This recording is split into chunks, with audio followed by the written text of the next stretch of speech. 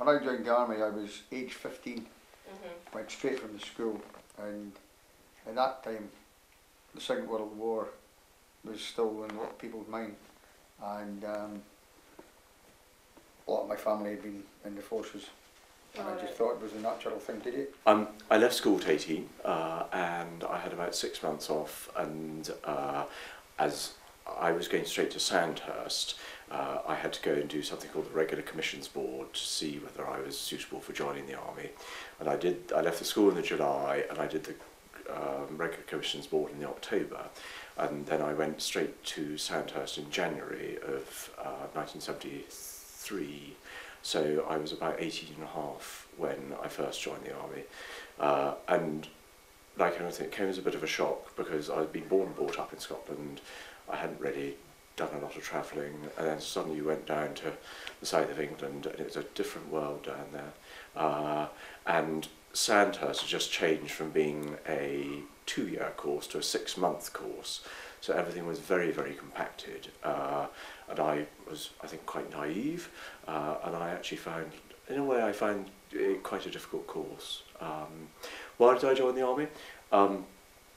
My mother's brother had been in the Black Watch during the war and had been killed. My brother was actually in the parachute regiment. I had an uncle in the parachute regiment.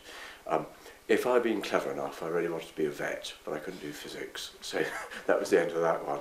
And so I originally joined the army on what they called a short service commission, which was 6 months at Sandhurst, and then 2.5 years with the regiment of your choice. That's how I started off. Originally, I've joined the army twice. So originally when I joined I was 17, just turned 17, and it's something I'd always wanted to do all my life. But I felt I was a bit young when I originally joined, so I got out, and about 5.5 years later I joined the game when I was 21. I've been quite fortunate and visited most countries, a lot of countries in the world. You know, some of the exciting places like Malaysia, been in the jungle, in Korea,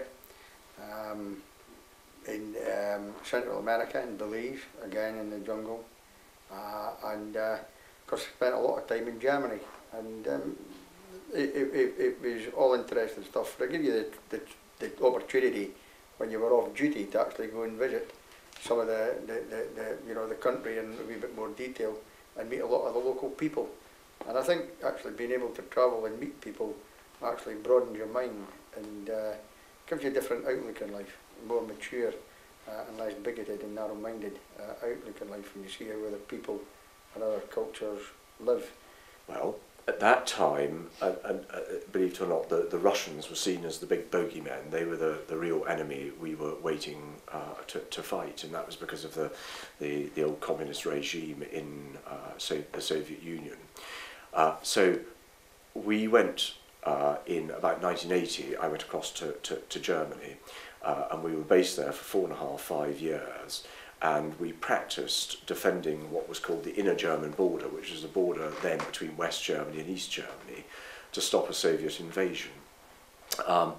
From there we went to Canada to train, and there was a large area the size of Wales that we were able to go and do live firing exercises with live ammunition and artillery and tanks in support, which again was to prepare us for what might have become the Third World War of fighting the Russians.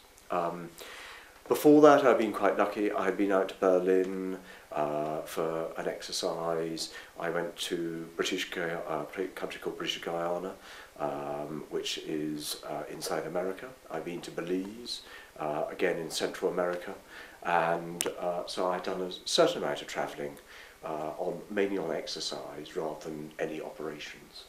I was 55 when I left. I joined when I was 15. I retired from the army because I had started off as a private soldier, and then I became the regimental sergeant major, which is the sort of top soldier's job that you could be without being a commissioned officer. And then I got commissioned, and when I got commissioned I was allowed to stay in the army at 55. So when I came out of the army, it was actually, you know, with a great deal of sort of trepidation, because the army had been my life, but I was lucky to come here and work as an MOD civil servant. So I still had a good bit to do with the army, and worked here until I retired as an MOD civil servant just a couple of weeks ago. So all in all, I've served 50 years you know, with the Crown, and I'm still working here on a part-time basis. I left the army when I was 51, and in a way, whilst I left the army, because of the job I was doing here, working at Home Headquarters of the Black Watch, I hadn't left it completely, because I was still involved with things like officer recruiting and soldier recruiting. I was involved with the museum and its development, and so in many respects, yes, I've left the army physically, but in other ways I hadn't, because I still maintain my links with the Black Watch. And as an example, Ronnie Proctor, who you interviewed earlier on, he and I have sort of grown up together in my career in the army, and when I got to know him best, he was the regimental sergeant major of the battalion and I was the adjutant. He was then the quartermaster of the battalion when I was the commanding officer, and then when I left the army he was working here, and so we've continued our friendship through that, which has been lovely. So that was that.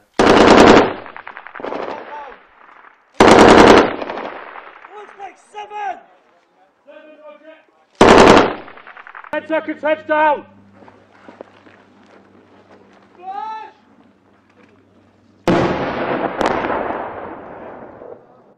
Witchcraft 6-3, that's the Delta Hotel. Stand by BDA, smoke obscuring. When I originally joined, the day I actually joined the army, funnily enough, was the day that the Taliban bombed 9/11. That was the day I signed a bit of paper. So it was a bit of a worry, to be honest, when I re-enlisted. Well, Iraq, we were the first ones in to Iraq, so it was complete chaos. There was nothing set up, everything was in tents, and we just slept at the back of the vehicle. You took your sleeping bag out, stuck it at the back of the vehicle, and that was you. You'd stop for like a day, then you'd move somewhere else, a couple of days there, move somewhere else. The thing about the way the army trains you, they don't train you the way we actually fight these days. It's completely different. It's still the old, like, British against the Germans kind of fighting in fields and all that kind of stuff, whereas it's not like that anymore. It's all, you go out in multiples of, kind of like a group of 12 people, and it's totally different. If you come under fire, rather than returning fire, you sort of retreat back and let the heavy weapons go in and do the job that we used to do originally. So tactics have changed a lot, and it's mostly down to advanced weapons. Actually, the guy Kev McKeown, he was my driver on the second tour of Iraq. My daughter was born a week early, so I was flown back from Iraq to see my daughter, and the week I came back, my vehicle flipped over and my driver drowned because my seat was jammed in the back of the vehicle. You couldn't get in. There was no way I would have got the vehicle. I was quite, it was kind of mixed emotions. I was upset, obviously, to lose a friend, but ecstatic the fact I managed to come back a week early and survive myself. So yeah. But yeah, there was a lot of people that I've known over the years that have been killed. So, well, when I was on recruiting, there was a company went out on tail at 9, and there was a couple of guys there that got killed, and I went to their funerals and that kind of thing. But yeah, it is quite upsetting to hear them go, because you meet really good folk and you do get on really well, because you spend pretty much every day with them, so you get to know them really well. If I could go back, I would never change. I would always have joined the army, I think, and the only reason I've got out is because of my family. You're away far too much these days, and enough is enough for me.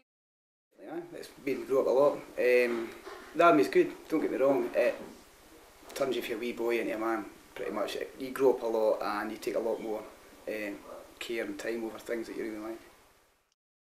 Well, I came back from Afghanistan at the beginning of November, and I've been off on leave since then because I had that much leave to take, because we've been away obviously that long, and then you've got termination leave and all that kind of stuff to take on top of it. So I've been off completely. It was like being on tour for 7.5 months, and then nothing, in the house, taking the kids to school and all that kind of stuff. So yeah, it is a big shock coming back. It's completely different, and you do adjust, but it takes a while. It's something I'm quite interested in, because I've seen it develop in the times that I've been there, and we do a good job over there. I believe in the reason that we are there, and yeah, it's something I've always been interested in. Iraq especially, because I've been twice. I've seen a difference, a massive difference between going the first time and then going again the second time. It was chalk and cheese. So again, it's something I've always liked to keep an interest in.